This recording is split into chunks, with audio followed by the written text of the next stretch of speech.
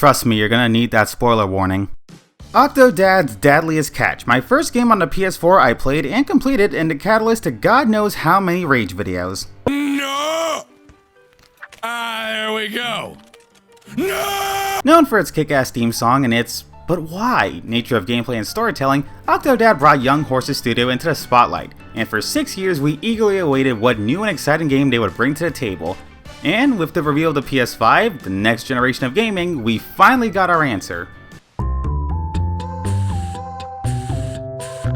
Clearly they have outdone themselves. Among all the AAA game reveals, I think me and a lot of people were wondering, what the hell are we looking at? This feeling did not go away with any new information we got about it, or even the reveal of its vinyl record. If anything, more questions came from it. Questions that you've probably already had the answer to for about a month now, but I didn't because I didn't play it yet. Like many people, I was expecting nothing because I had no idea what to expect from this. It kinda looked like Animal Crossing mixed with a more involved Pokemon Snap and some Gravity Falls style mystery element. Now, to be fair, all these things are considered good on their own, but would it turn out good together? Apparently yes, because this is pretty fun. Bugsnax wastes no time in introducing its ridiculous premise. You're told what they are, why people are going there, and why you are going there in the first 5 minutes. And after 20, you know your mission. Collect as many Bugsnax as possible, find the rest of the inhabitants to make this town great again, and find out what happened to the former leader of the town. The rest of the game is just you trying to find the various ways of catching these little freaks. There are 100 different ones in the game, but really without counting all the color swap ones, it's more like 60? And throughout the game you are given various tools to use to catch them. Some of them are brain dead easy, like that, but for most of them you actually have to put a bit of thought into it. You have to find a way to use your tools together to get a good way of catching them, and that's where the magic happens. You see all these creatures around and just get hints on how to get them, but for the most part you just have to keep trying stuff until it works. Like this one. What, you think you could just catch this thing by launching a trap in the air? Ha! No. Dumb. That food scorpion is on fire and will burn your wooden trap before you get it. That's just science, man, come on. But then you do it over water, like a real bug snacker. And just like that, you now have your fire shooting food scorpion. Plus, with there being a decent amount of Bugsnax per area, you could actually see them interact with other Bugsnax. It's kind of interesting to see how they actually have a bit of an ecosystem. Which at least partially makes up for the fact that the areas in the game are pretty substandard. They all sort of look like cutout tutorial areas from other games, though I guess that is in line with what Young Horses does, and really that's not what you're here to see anyway. But besides just the Bugsnax, you could also interact with the actual villagers, and surprisingly it's actually kind of fun. The townspeople are pretty one-note, but are still charming enough in their little quirks to enjoy them just fine. They have relationships and opinions about the other townspeople, about Bugsnax, about you, and it really is nice to see that they all have their own thing going on, especially with the other villagers, with some of them having pretty decent and intimate relationships with them. Even if they do all fall into one-note stereotypes, you get enough from them to actually enjoy them. Like, you got this farmer dude whose wife left him to go study bones in the desert, so he dresses up a cactus like her. Or you got this guy who doesn't want to eat Bugsnax and prefers to farm them, so he doesn't have any option to actually feed him any. You got this mayor who no one respects, but he still seems so willing to put in the work.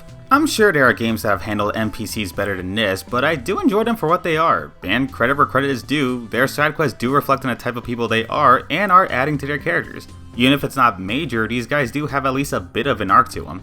But that's not what you're here for. You're here for the graphics. Let's talk about them. These are not what you expect to be coming out of the PS5. These guys are stylized to look like they belong in a commercial for toys.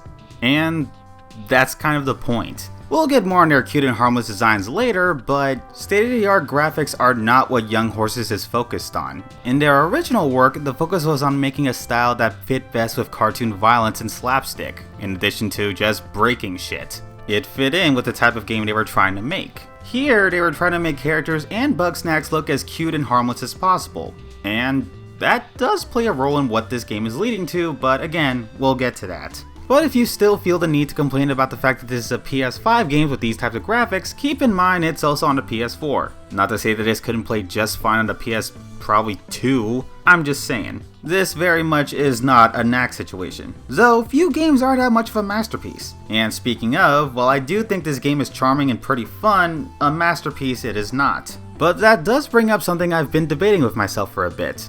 Should this game be rated based on my expectations for it, or on how it compares to games as a whole? But then I remembered this is a game called Bugsnax and figured, you know what, the other 2.25 games I've reviewed have been compared to games as a whole, why shouldn't this one? This game exceeded my expectations, but it could have been better. There could have been a more variety of snacks, more tools, more unique areas that take advantage of at least a tenth of the processing power of the consoles it's on. This is an enjoyable game for what it is, but on a scale to games as a whole, probably a good 3 out of 5 for me. A fun, simple game. Hi, it's post-editing me. I just want to make a real quick point. I'm wrong. This game's actually better than 3 out of 5. It's at least a 4 out of 5. It's fucking amazing. You should play it, and people who don't play it are wrong and stupid. If you're wondering what brought about such a sudden change, well, basically, I didn't finish playing the game before I was making my review. I'm trying really hard to get on that weekly release schedule, so I was like, okay, I'm about 3/4 of the way done with this game. I can write my review now. It's fine. There's not like gonna be something about the ending that changes it or anything. Ha ha ha. 4 out of 5. This game's fucking amazing. Enjoy the rest.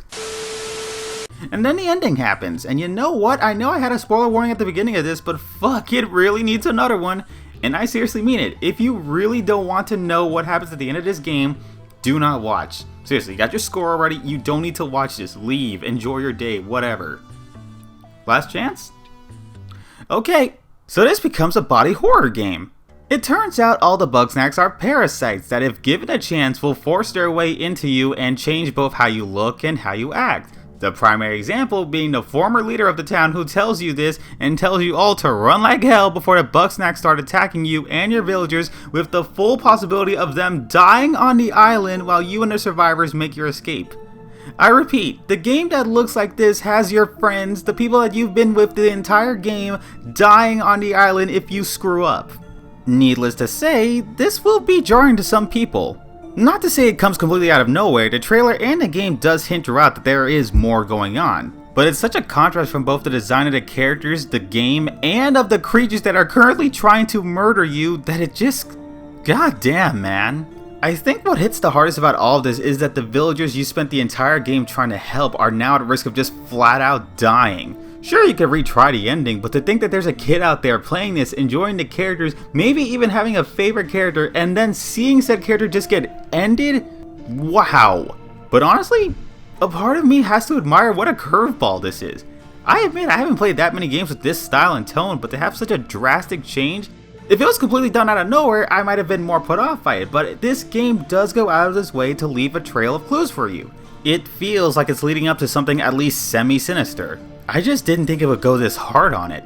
And it seems to be leading to more in the future, which if they manage to improve on some of the weaker elements like the environments and add more tools, I would totally be on board for this being a franchise. I guess only time will tell, but I'm pretty interested to see where this goes. It might not be for everyone, but for me, it was a surprisingly good and engaging time. All the way to the what the shit ending.